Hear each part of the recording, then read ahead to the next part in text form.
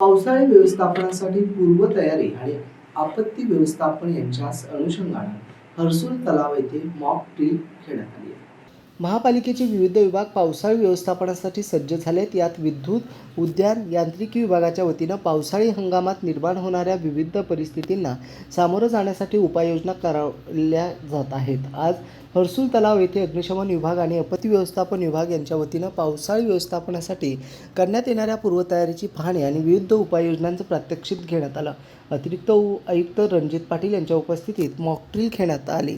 यावेळी उपायुक्त तथा अग्निशमन विभाग प्रमुख अंकुश पांढरे हे देखील उपस्थित होते। यावेळी तलावात उपलब्ध असलेल्या बोटीची परिस्थिती जाणून घेण्यासाठी मॉकड्रिल घेण्यात आले। यावेळी अतिरिक्त रणजित पाटील, उपायुक्त अंकुश पांढरे, आपत्ती व्यवस्थापन अधिकारी स्वप्नील सरदार यावेळी उपस्थित होते। महापालिकेकडे असलेले हायड्रोनिक कटर, हायड्रोनिक लिफ्ट, इन्फिटेबल एअरबॅग, वेगवेगळ्या प्रकारचे अग्निशमन उपकरणे, इन्फिटेबल आदी आहेत। Bureau report, AI news, Chhatrapati Sambhajinagar.